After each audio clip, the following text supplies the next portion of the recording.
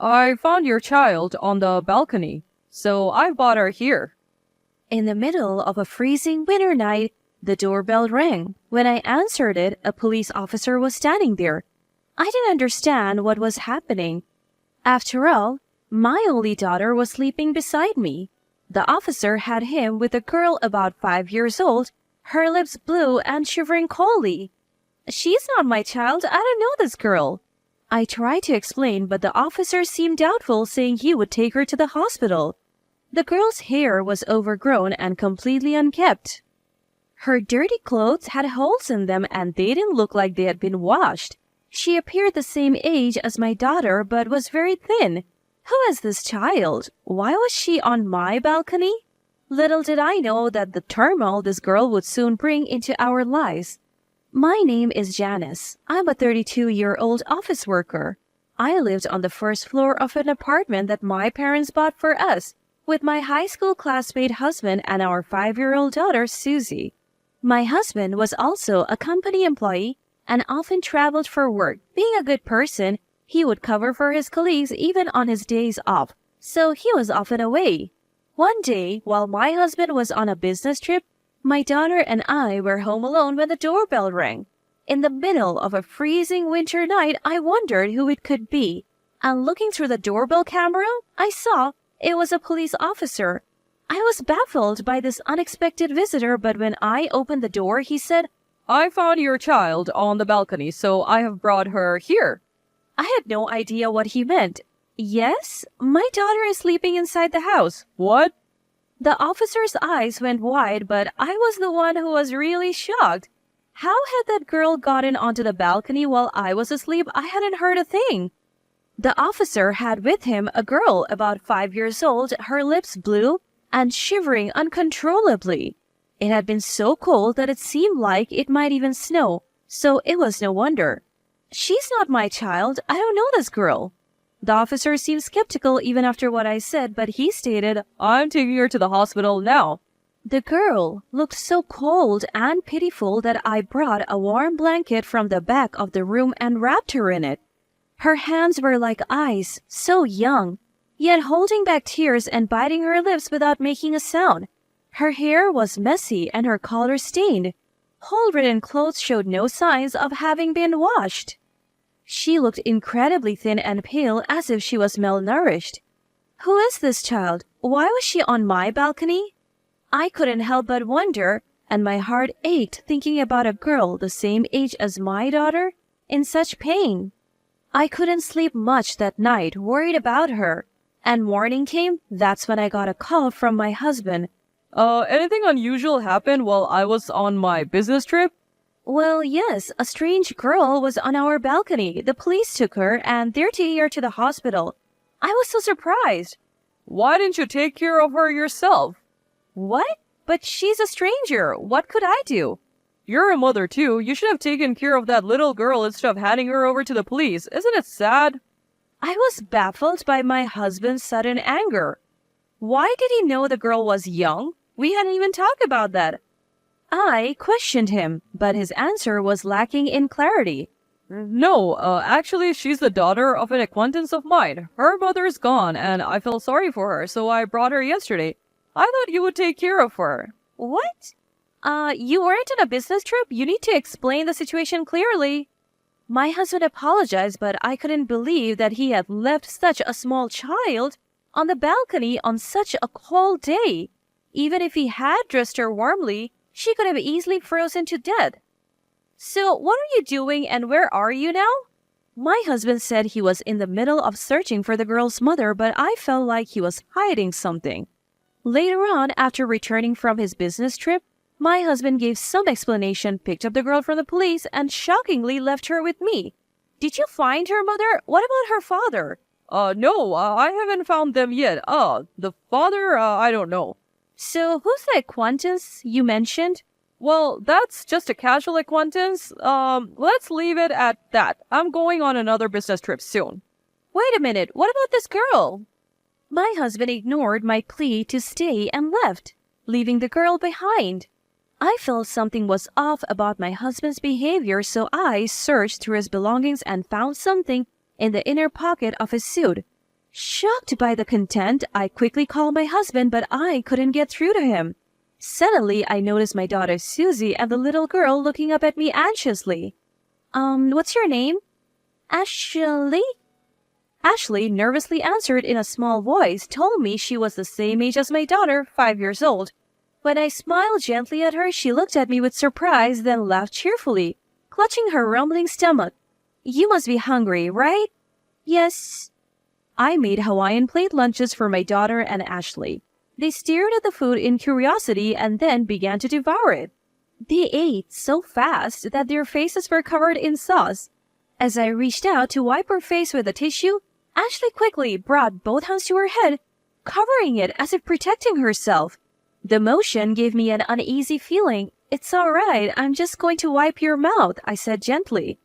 With a relieved expression, Ashley turned her face towards me, and after I wiped up the sauce, she began to eat her Hawaiian plate again. After finishing her meal and wearing a completely satisfied expression, it was time to do something about Ashley's dirty body.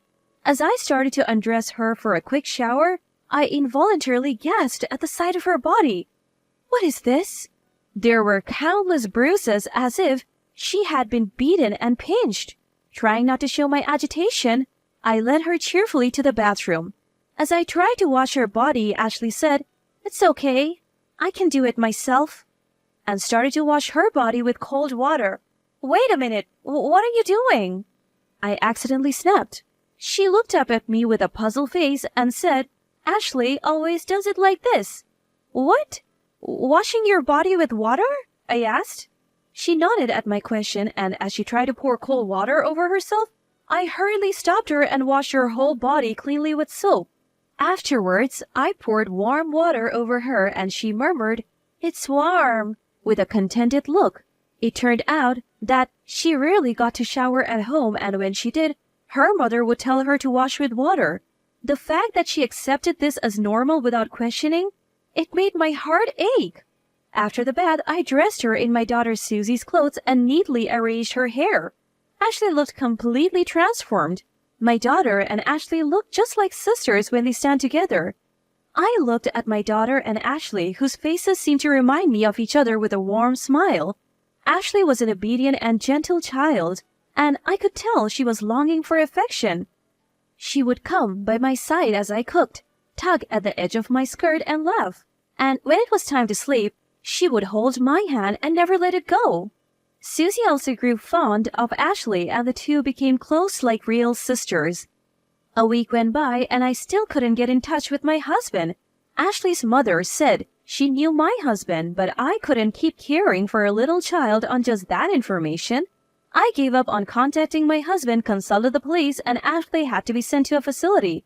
Tears rolled down her big eyes, and my heart ached watching her look back at me again and again as the people from the facility took her away. Time continued to pass without any news from my husband until I finally made a decision. 9 years later, I was living with my parents, my daughter Susie, and Ashley in our family home. I had actually adopted Ashley after she was taken to the facility. My parents in our family home treated her like their real grandchild, saying, "She came to us for a reason," and showered her with love. The two girls grew up as sisters and blossomed into beautiful young women. Susie and Ashley's dream of becoming models came true, and lately they are being featured as beautiful junior models in magazines. Stepping into the glamorous world, the two were thriving and wore vibrant expressions on their faces. One day, the doorbell rang at our family home, and when I opened the door, there stood my ex-husband Philip, looking poor, down and out. A stranger who introduced herself as Joanna was with him. Not wanting to argue in front of the neighbors, I led them inside. Then, sitting on the living room sofa, the two abruptly began to speak. In truth, Ashley is my child." Philip, who hadn't contacted me in 9 years, said this without even apologizing. I was so stunned that I let out a big sigh. "She looks just like you. I thought it might be you, so is that woman over there your partner?" In response to my question, Philip nodded and began to tell the story of how he met the woman. Joanna had been working part-time at a bar Philip frequently visited. Even knowing that he was married with children, they got along and she became pregnant with Philip's child, giving birth to Ashley. However, Philip lacked decisiveness and didn't divorce me right away. Joanna grew tired of childcare and abandoned her role as a mother. In desperation, Philip thought of having me raise the child. It was an overly naive story, but what surprised me was not just that. Please, give Ashley back to us. My ex-husband suddenly stood up from the sofa and made an outrageous request, almost in tears, along with a deep apology. What? I happened to see a magazine and was surprised. She's grown up so well. Isn't she popular? So what? It has nothing to do with you two. But I am Ashley's real mother. You are just a fake after all. How dare you say such a thing without contacting me all this time? Then, Philip, who had been on his knees on the floor, grabbed my leg with a pathetic look on his face. We don't have any money and are in trouble. Ashley's our only hope. Give her back. How awful! You plan to make her work and live off her? No way! What? You're using Ashley to make money, aren't you? That's not fair. Stop making false accusations. I'm saving the children's money on their banking cards. Ashley is my child too. I will never hand her over. Then, Joanna suddenly rises from the sofa, launching at me with an air of recklessness that sends shiver down my spine. What are you doing to my mom? Stop it. In the scene bursts Ashley, my daughter. She spreads her arms wide, blocking my path, and glares at Joanna. Ashley, you've grown so beautiful. Remember me? I'm your mom. Let's go home together. You're not my mother. Get out of this house now. Ashley broke down in tears, clinging to me. Although Ashley was very young at the time, it seems a faint memory of the terrible treatment she endured remains. Ashley, dear, that's just a misunderstanding on your part. See, you were so young back then. In response to her flimsy excuses, I produced a note and photograph that I had found in Philip's suit back then. The note read, I don't want to raise a child. I can't find Ashley cute. Get rid of her somewhere. If you won't marry me, let's run away together. And the photograph showed a young Ashley covered in bruises. I also had the hospital medical report, of course. Do you still claim to be her parents after seeing this? That's... You wanted to dump a child you didn't want to raise on me, didn't you? You made this precious child suffer such horrors. That was all Philip's doing. I didn't know anything about it. I was too young to raise a child. It was inevitable. But anyway, I'll take Ashley back now. Unfortunately, that's not going to happen. I have legally adopted Ashley, so I am her parent. Oh, what? That has to be a lie. The mention of the law quickly deflated Joanna's momentum. However, Philip seemed to not have given up yet. So, if that's the case, I'll break up with Joanna and let's start over. Susie and Ashley are my children. We'll just go back to being husband and wife, so there won't be any problem, will there? What? What are you saying? You just want things to go your way? Like I will let that happen? Listening to their exchange, I was dumbfounded, then angry. I don't want to have anything to do with these people, not even for a moment. I have more bad news for you, Philip. You and I are no longer married. What? 3 years after you went missing, I filed a lawsuit and was granted a divorce. Hey, what are you doing on your own? Just as Philip was about to grab me, the sound of a police car approached. My parents had called the police after seeing Joanna's aggressive behavior.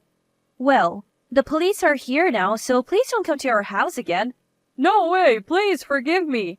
I'll give up on Ashley, but at least lend me some money. Philip put on a disgraceful show to the very end. Afterwards, he and Joanna were dragged away by the police. I plan to make sure Philip pays the alimony and child support in full. The two of them, cut off even from friends and family, will likely continue to struggle. Though there's been much turmoil, the little girl who once trembled in fear has grown splendidly.